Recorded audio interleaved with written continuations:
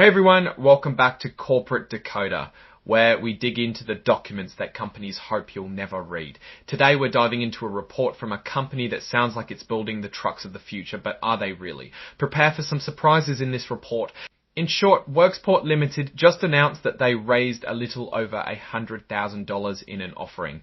But what does that really mean for their future? Are they about to take off or are they running out of gas? Let's find out. Before we get started, if you are excited about getting to the truth straight from corporate documents, make sure to subscribe to the channel. Also join our Discord community using the link in the description below for more insights and discussions.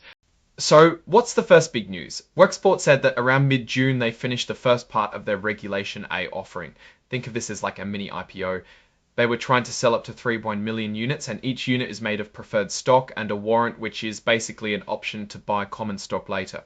This offering was all done under an offering statement, which is like the instruction manual for how they planned to sell these units. The SEC had to give it the thumbs up, with the statement qualified around late May. When they closed the initial offering, they sold a little under 50,000 units to investors.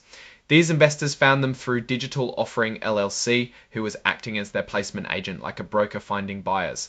This first sale brought in about $160,000 before any fees or expenses. Don't forget that number.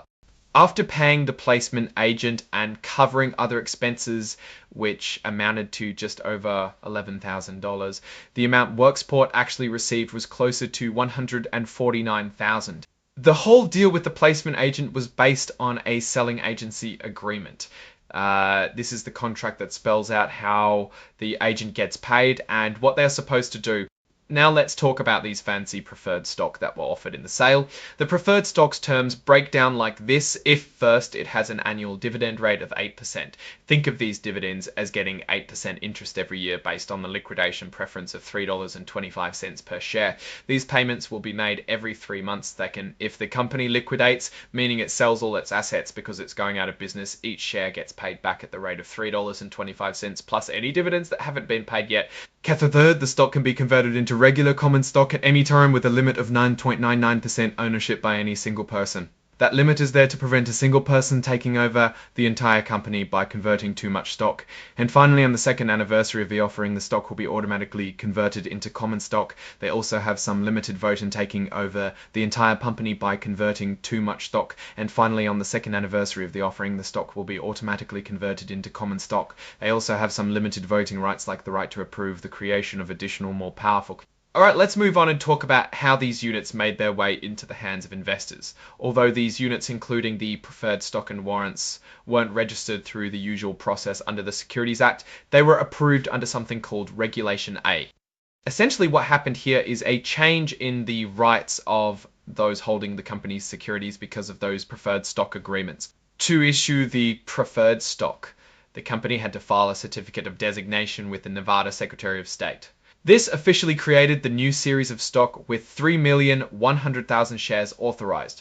According to the Finning, Worksport plans to keep trying to sell these units until they've either sold all they offered or they decide to stop the offering altogether and call it quits with this specific program. Now, let's take a look at the exhibits of the filing. It contains the certificate of designation we just talked about, as well as other forms and purchase agreements. So what does all this mean? On one hand, raising over $100,000 is not bad news for the company. It gives them some more money to push forward. However, raising such an amount also indicates they might seriously be lacking funds and are forced to explore alternative ways to finance themselves, such as Regulation A offerings. The company is in Nevada and it seems like it's planning to build the trucks of the future. It has its strengths, but it also has clear financial risks. Alright, that's our decoding of Worksport's recent filing. What are your thoughts on the company's position and the potential impact of this offering? Drop your comments below. If find these analysis valuable, hit the like button and subscribe for more deep dives. Don't forget to check out the Discord in the description for the channel. Thanks for watching. See you next time.